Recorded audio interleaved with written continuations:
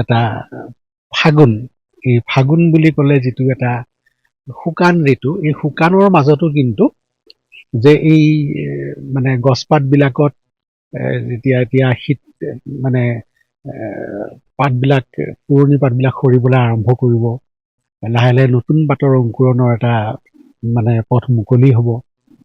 আৰু উইলিয়াম ৱৰ্ডছৱৰ্থে কথা এটা কৈছিল, যিটো মানে ফায়াৰ অফ উডছ বুলি কৈছে। আমাৰ তিনিবিধ ফুল আছে অসমৰ বনত, মদাৰ, পলাশ আৰু শিমলু।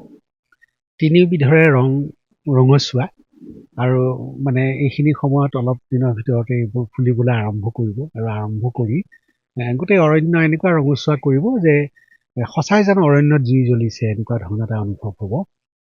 আৰু এই ফাগুনতেই ফল্গোৎসৱ আছে, গতিকে ফাগুন ৰঙৰ উৎসৱ। মানে প্ৰকৃতিয়ে নতুন সাজ পিন্ধাৰ আগৰখিনি সময়, আৰু লগতে ফাগুন বুলি ক'লেই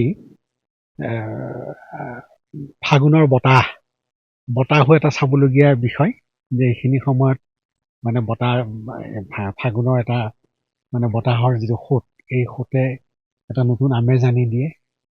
কুঁৱলীৰ আচ্ছাদনটো নাইকিয়া হ'ব, ইতিমধ্যে কুঁৱলী আঁতৰিছে বুলিও ক'ব পাৰি। কিন্তু এই শংকাটোও আছে যে আমি যি 6টা ঋতুক লৈ পেলাই কবিয়ে কবিতা কৰিছে, সাহিত্যিকে সাহিত্য কৰিছে, ফাগুনলৈ বহু চৰ্চা আছে। কিন্তু ক'ৰবাত যেন এই যে যিটো আমাৰ জলবায়ু পৰিৱৰ্তনৰ কথা আহিছে, এই জলবায়ু পৰিৱৰ্তনে আমাৰ যিটো মানে পূৰ্বাপৰ যিটো ফাগুনক আমি আদৰি আছোঁ, সেই ফাগুনৰ পৰশ লাহে লাহে নাইকিয়া হ'ব নেকি? কাৰণ এইখিনি সময়ত আমি দেখিছোঁ যে সাধাৰণতে চৰাইৰ যিটো কলধ্বনি, মানে সখীয়তিৰ পৰা বুলবুলিলৈকে, এই কলধ্বনিৰ পৰিমাণটো কিন্তু যোৱা দশকটোৰ আমি মানে যিটো অধ্যয়নত পাইছোঁ যে কমিছে। অৰ্থাৎ চৰাই কমিছে, কলধ্বনি কমিছে, মানে চৰাই কমিছে, বিভিন্ন কাৰণত যে আমি বননি হেৰুৱাইছোঁ।